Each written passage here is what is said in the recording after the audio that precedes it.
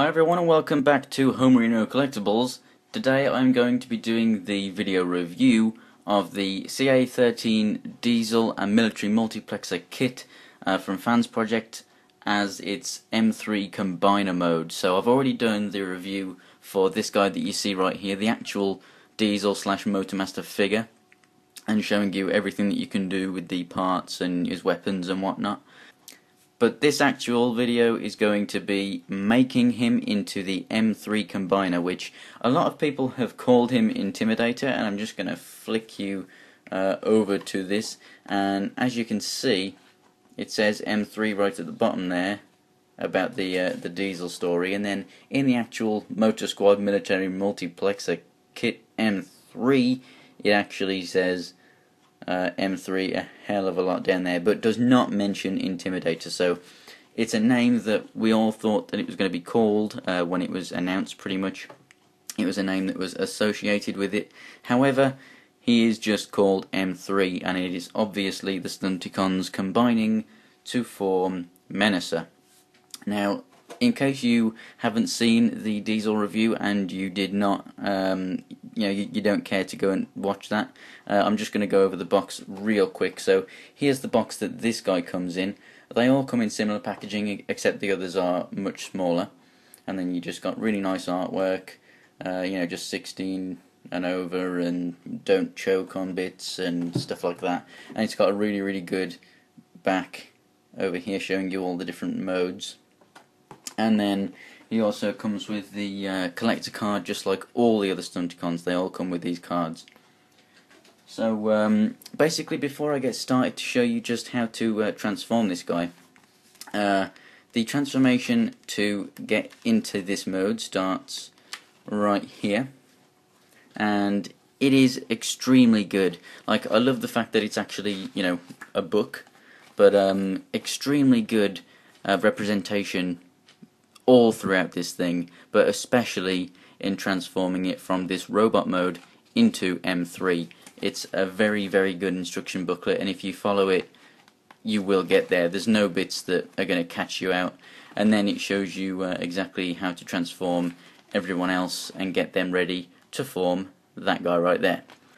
So to get started then, what we're going to do is we're going to take all of his bits and bobs off. So first of all, we're just going to remove the gun from his hand, and then we're going to remove it into its separate pieces. So first of all, this front piece pulls out, and then you can pull this piece out from this piece. Now this really does get stuck in there very well, but give it a good tug and that'll come out. And then take shotgun number 1 off here, and then you can take the clip off of the top of that shotgun, which is that clip right there. And then you can take shotgun out of this piece. Now this piece, as I mentioned before in the first part of this video, was I actually have an extra one which was sent to me from TF Source in the same shipment, and I thought maybe they might have done that because this is like a piece that gets broken or lost a lot or something, or maybe it fits into this guy's arm, which is last chance. This is how you're going to transform him for the arm mode. You can put the gun right up there where you would normally in robot mode on his back, but it's top half vehicle mode, bottom half robot mode essentially. Now what you can do is you can, if you just unpeg these bottom bits, you can have the arm in like this. So if you're using the gun, you don't actually have to take the gun apart. You can just have the arm just like that. However, I'm not going to be using the gun because I'm going to show you how he looks with his arm filled in. And to do that, what we're going to do is this hole right here sits over this centerpiece right there. So you put it on the right side and push it in, and that goes there. So if you just want to use that and you want to have the gun, you can still fill in the arm partly if you have that extra piece, like I do, but I don't like the look of that. It's only partly filled in.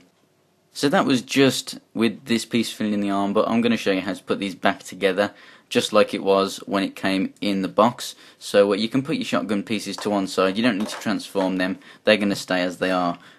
What you're going to do here is this piece clips in right over here, like so. So that just pushes down there. Next, what you're going to do is you're going to take this piece, which was the end of the gun, and that goes in right here. It just clips there. And then you're going to take this piece, and it's going to go into the notch right in the center there and cover that center piece. So now you have a much bulkier area that's going to go into the center of that arm. Once again, this piece is going to clip into the middle. So we're going to take the arm over here, and we're going to plug this in. There we go. Now, as you can see, the arm is now really filled out. It gives it much bigger look, and it's really awesome. I mean, it hinders the articulation a little bit of that piece. Obviously, it could go all the way up before, whereas it can only go that far now. But obviously, it doesn't hinder the actual arm articulation because you can still move it at that joint there. But I think that just looks a hell of a lot better. Now, obviously, you are sacrificing those gun parts. Now, if you do have an extra one of these, then you can fill in that little bit like I showed you. Or if you simply just close it up, then you can obviously still get a good look and use the gun separately. However, it does obviously look a lot better like this. And then, as you can see, the hand, it just fits inside. There's just 2 pegs, and it goes in. And now I'm just going to show you over here downforce, exactly the same. You know, you just got pegs on the wheel rims there. You just plug it straight into the wheels, and you know, top half vehicle mode, bottom half robot mode, legs, and you just peg them together. His gun you plug into the side right there, and yeah, looks really awesome. I've got the sword already in the hand just so that it saves a bit of time later on trying to fiddle with it. But yeah, so that is what that looks like, and we're going to come back to these two in a second to fit the arm pieces. And those arm pieces are actually on the joints that they're going to connect to right over here. So that is our next task. What we're going to do is we're just going to pull these pods off the side, just to get those out of the way for now, and then you're going to remove these. So you can just pull them off straight away like that because we need them separate. Same with the other side. And now we're going to remove these two. So rotate forward and pull off joint. Same with the other one. Rotate so that it's able to come off and give it a good tug. And then there he is without his parts. These are the parts that we're going to use to connect the arms on. So we're going to come back to these when we're ready. So now we have him all separated out. What we're going to do first is just straighten him up a little bit, get him prepared, and then what we're going to do is open up this part of the chest right here and bring that down like so, and then you're going to reach inside and pull out the actual Menasor head. But as you do that, this head has to go inside. And now you've pulled that out, you want to turn the head around, and as you bring this head up, you have to push this head down. And then once that's all done, if you just flip it around and look at it like that, that is the head of M3 ready to go. You just fold out those horns there on his helmet, and that is the orientation that M3 is going to be. He's going to be standing up that way. So now we're going to work on the arms. What we're going to do is we're going to put them away as normal, but leaving the connector port facing outwards. So to do this, we push the arm in here at the hand, fold up, bring this piece down, connect it in, and then you're leaving the connector piece out. And now what we're going to do is we're going to rotate the arms down at that joint, and then what we're going to do is we're going to unpeg this connector port and rotate that around like so, and then there's a screw hole that the that connector can just go back in, and just make sure that you straighten everything back up. And then now you've got this peg sticking out down here, which is going to stick into this chest piece in that hole that you can see right there. Now it can take a bit of finagling and whatnot to get that all connected up, but just give it a good old push and that will go right in there. And then once you've done that, you have most of the torso done. Now what we're going to do is unconnect at the waist joint here and bring that down. Mine's a little squeaky. And what we're going to do is turn it at this point here, not at the waist here. Turn it at this joint right up in there. And now we've turned that around.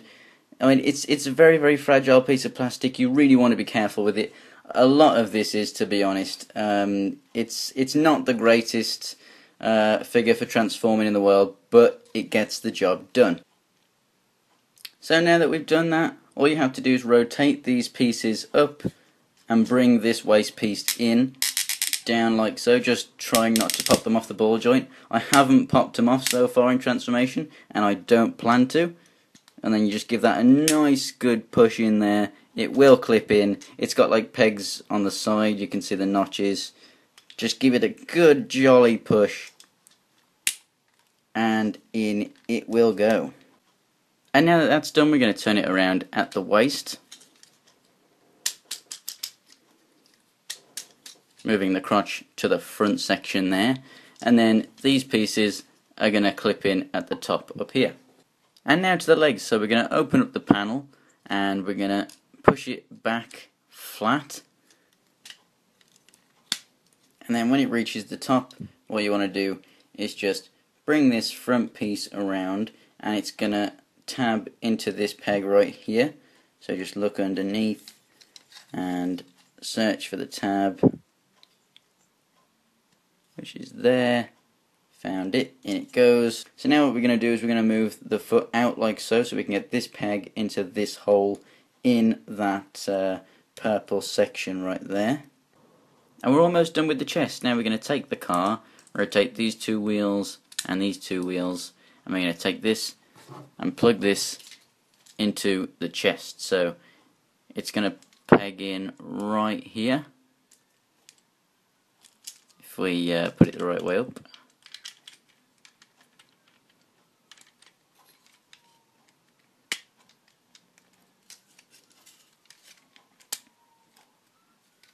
And there we go, that is locked into position, and we have a completed diesel torso. So for the legs, what we're going to do here is flip this section up. We're going to push these two together. You've got to be careful because the tabs overlap. And those are the leg sections. And then what we're going to do is flip these out like so, push together to create the front, and you do that with both. And what you'll find with these is that these black sections here, they're actually rubber, and here and here too, they're actually rubber. So if you put these down, they're actually non-stick. I'm literally pushing on these right now. If I put these on the floor and do the same thing, they move. And then if I come over to these again and show you, as you can see, they're not moving. So these non-slip pads are a really, really clever design. I'm not sure if anyone else has gone over that, but really, really awesome design there. You know, with something as big as this, you do not want it falling over or anything. That is such a great way to keep your combiner steady on a shelf. And then with these pieces, if you already have them transformed like this because they were on diesel, this is exactly how you're going to plug them in. So we're going to take a foot, and it just plugs in right there, just like that. So whilst it's like this, I'm going to go and connect this guy. So you got these three pegs and these three pegs. Push those together. Just get it lined up. There's one. So now we're going to take T-Bone and plug him into the other one.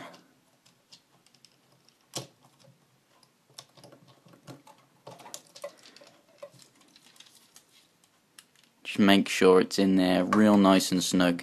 You don't want these guys moving around. So to connect it up, you take the slot and you put it in like this, give it a good push, and then rotate to the front like so, and do that on both sides.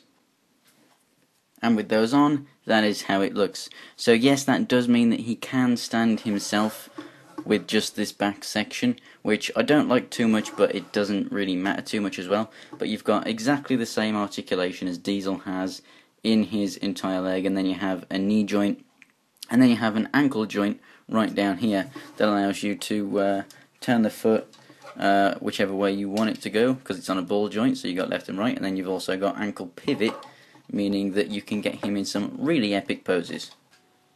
And now for the arms, you take these pieces that we took off earlier, and it has this section right here. So we're going to take Last Chance, and on his waist piece here, you can see he has this little notch right here on both sides, and that's what this is going to clip around. So just clip it around the waist and make sure that it's securely fastened, like so, and then holding that, you're going to push it up and peg it in. Now this is Scramble City, which means that you can move them all up just like the G1 version, so you can have the arms and legs whoever you want.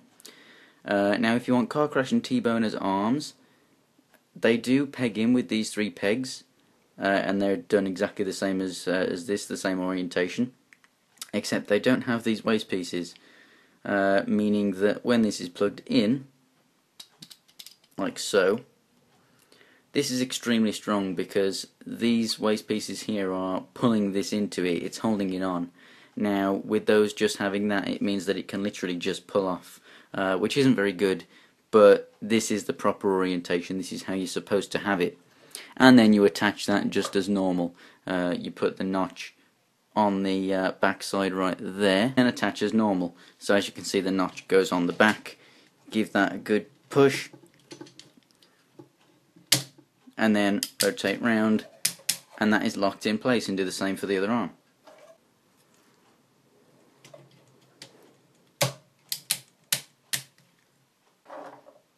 The shotgun pieces that we've taken off earlier, these triangle bits on them, fit onto those triangles just there. Just like that. And now that he's all put together, you can get him in awesome poses just like this one.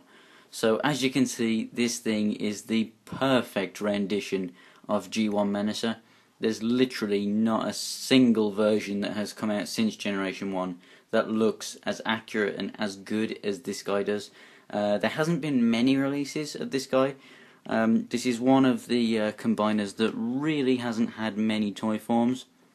However, this guy is just awesomely cool. Now, as I said before, the feet are on ball joints, so you can use all of the articulation that Diesel had in the hips and still give him an awesomely wide stance, as you can see. Now the heels don't actually move up any further than that, as you saw when I was transforming them, meaning you can't like put a foot front or something and like get him standing on a heel or anything like that. But it is a good thing that they don't move up, because it means that they're extremely stable.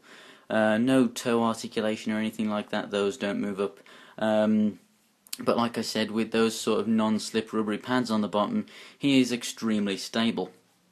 Knee joints and everything, it's all extremely tight, it's all ratcheted, so he's going to stand extremely well, and extremely well balanced. I mean, most combiners, even at fairly stable wide stances like this, they would not be able to stand up. So having a closer look at the hands now, they have articulation at this knuckle, and then the thumb has articulation at this knuckle, and then a ball joint right here. So that means that all the fingers can move in and out, and they can all turn around at that ball joint, and then they all have that knuckle right there, so you can give them a fist. You can also do one of these right here. It's a peace sign. It's just a peace sign. It's not that. Yeah, we'll just get rid of that. And then, as you can see, the thumb can rotate on that bit there, and move in and out on that ball joint too. And then obviously each hand can rotate. This one's slightly hindered by the edge of the car here. Now you can remove that and bring it down. You can rotate that however you want because there are joints down here. But obviously then it breaks up the aesthetic of the arm. The articulation in the shoulder, they go around obviously. They have an up and down movement, but then they have a second movement right inside there because obviously the actual connector piece that it's on actually moves a little bit, so you actually get a bit more like a kind of rocker movement as well, which sort of kicks in when you don't want it to and doesn't kick in when you want it to, but it's perfectly fine. Head, he can look down, well, that far, very far down, and then up there, so obviously you would want him to look a bit further up than down, but it doesn't matter because he's going to be looking down at most opponents anyway. And then you can move left and right. It's just quite a tight ball joint and it's hard to get in there because of these pieces, but he can look left and right. And then obviously he has the waist movement, and that's it for articulation. And as you can see, detail extremely nice. Very, very nice detail on this guy. I do love that chest piece. I do wish that there's like a little gap just underneath the head there. It's not completely hollow like it is filled in under there, but I just wish that there was something else in there. If we move him around to the side, as you can see, the arms, a lot of people are complaining about these parts, the fact that they're there's gaps and they're a bit weedy, but I think it actually looks perfectly fine. I actually think that it's worse when you come down to the legs and you can sort of see the gap between there, because it is literally a car plugged onto that, and that's a bit weedy there. And then if we move to the back, filled in very nicely with these sections, bulked out with the two shotguns on either side, and obviously you can store the sword in there. Overall, I think that this guy looks extremely nice. A bit of a pain to transform and get into this mode. The 4 individual cars I think are pretty much perfect. Some tolerances make it a bit difficult to transform sometimes, but apart from the tolerances and tightness, I think that they have awesome transformations and awesome robot and vehicle modes. They're some of my favourite third-party transformers. However, I think Diesel, whilst looking amazing in both modes, well, in fact all 3 modes, because he makes most of this combiner, I think that Diesel, the transformation is so ridiculously long. Like, it's not terribly hard, but there are certain parts that are flimsy, like in the legs, on those ratchet joints, and with these backs that form the back of the trailer. The parts that they're on's quite thin and flimsy. You know, there's a lot of parts that I think that after a time, especially if someone was going to play with it, that it would get stressed and snap. I do think that there's a lot of parts on this thing that can break very easily, actually. So apart from the transformation of the Diesel aspect of it, I think that this is perfect in all forms.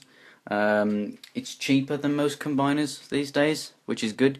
So really, on all those points, I think that this thing is a definite must-have for anyone who likes this combiner, who likes Fansproject, or just wants a slightly cheaper combiner.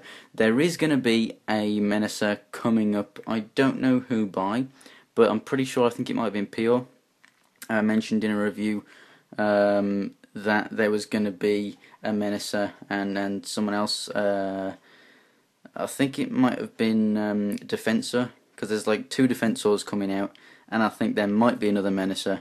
But I really want Fansproject to do Superion properly, because their first combiner obviously was the aerial appendage add-on set, which I do have. But I really think that they really need to do something like this and make a full-on Superion, and I'd love to see their version of a Devastator. I probably wouldn't buy that Devastator, just because I have such a wide collection that I don't have money for everything, but I'd really love to see it, because I love the Fansproject way of doing things, with all these blocky textures and all this, the grey plastic with all the lines and details and whatnot. I really do think that they make the best looking figures. And here he is next to his Fansproject brethren. So over on the left we have Bruticus or Colossus, and over on the right we have the aerial appendage add-on set on the Revenge of the Fallen version of the Energon Superion. So as you can see, much taller than both. Bruticus is still taller if you include the guns on his back. So it's definitely an amazingly sized combiner, and it's obviously the only one out of these three that is actually fully third-party parts, whereas the other two obviously utilise official Transformer parts and then you add stuff onto them. I definitely have a massive gap in my heart for Bruticus. He is my favourite combiner team, and I would say that Bruticus, if you classed him as one Transformer, is my favourite Transformer, so I'm very biased in saying that he is my favourite. But I would definitely recommend that you pick up M3 if you're a fan of Menasor, or if you want to complete your combiner teams on your display, because he's basically the only version out there. So, if you have this version of Bruticus, which is the Platinum Edition Fall of Cybertron version, as you can see, he is also taller than him, and he's also taller than a G1 Predaking. And now it's Masterpiece time. So as you can see, much taller than both Masterpiece Soundwave and Optimus Prime. And at the front there we have the Arcade Toys Hypernova, which is also far taller than. So that's it for this video, guys. If you want to see any of the other Stunticons individual reviews, you can go ahead and check them out in the description. The links will be below. Also, if you want to watch any of the videos of the Transformers that I used as size comparisons, they will be in the Transformers playlist on my channel if you want to go check those out. So just want to remind everyone, I do have a pre-order up for the Warbatron Bruticus. That'll be coming out about May-June. So if you want to check that out, go ahead and click that subscribe button. So if you like this version of Menasor from Fansproject, go ahead and give me a thumbs up. And if you like what I'm doing here on this channel and you enjoyed the review, go ahead and subscribe and you'll be able to see so much more. So I want to thank everyone for watching, and I'll see you next time, guys.